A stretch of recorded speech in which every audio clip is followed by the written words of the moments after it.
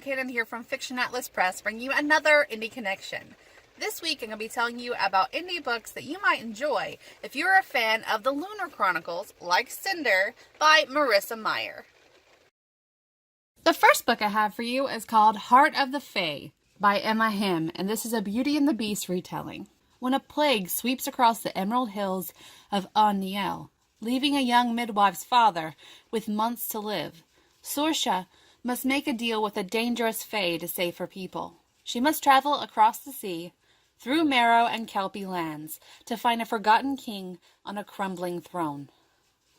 Born king of the Seelie Fae, Aemon fought battles unnumbered to uphold honor, duty, and freedom, until his twin brother sank a blade between his shoulders.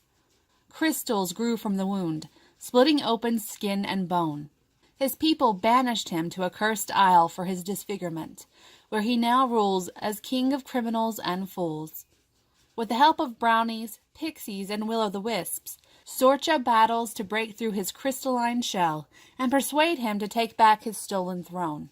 This determined beauty could come dangerously close to stealing his beastly heart, if his enemies don't kill her first. The second book I have for you is called The Mage Staff by Cordelia Castell, and this is a Cinderella retelling. After being sold in marriage by her stepmother to a wife-killing ogre, Lord Bluebeard, 16-year-old Cinderella Perrault flees for her life. Armed with a magical staff, she must reach the safety of the anti-magic capital's city walls before her murderous betrothed and his henchmen catch her. But getting there means braving the Badlands of the United Kingdom of Seven, a land teeming with trolls, bandits, swindlers, and magical foes. The third book I have for you is called The Princess Companion by Melanie Kellier, and this is a retelling of The Princess and the Pea. One dark and stormy night, lost and alone, Alyssa finds herself knocking on the door of a castle. After a lifetime spent in the deep forest, Alyssa has no idea what to expect on the other side. What she finds is two unruly young princesses and one very handsome prince. When Alyssa accepts the job of Princess Companion, she knows her life will change. What she doesn't know is that the royal family is about to be swept up in unexpected danger and intrigue, and that she just might be the only thing standing between her kingdom and destruction.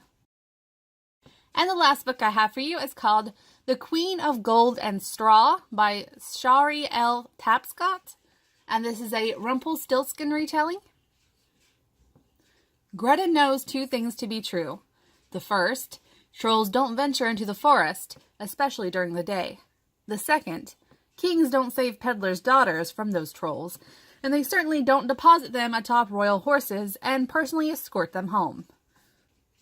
But sometimes they do, and sometimes afterward, life gets very complicated. And as a bonus, I'm throwing in one of Fiction Atlas's own anthologies, because we've actually done a Twisted Fairy Tale anthology that benefits the Global Scoliosis Foundation. So I just wanted to throw that in as a bonus. It's called A Twist of Fate, and here's the synopsis. What happens when you let 11 authors twist classic fairy tales? Magic. Weave your way through imagination as fate takes an interesting turn in your favorite childhood stories. From the Frog Prince to the Six Swans, see what happens when fairy tales are twisted.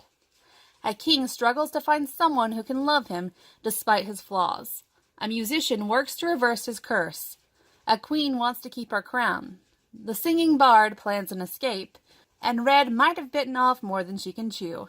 These stories and more await you. Let the magic of these tales sweep you away with mischief, mayhem, and a good dose of snark. Open the door to A Twist of Fate.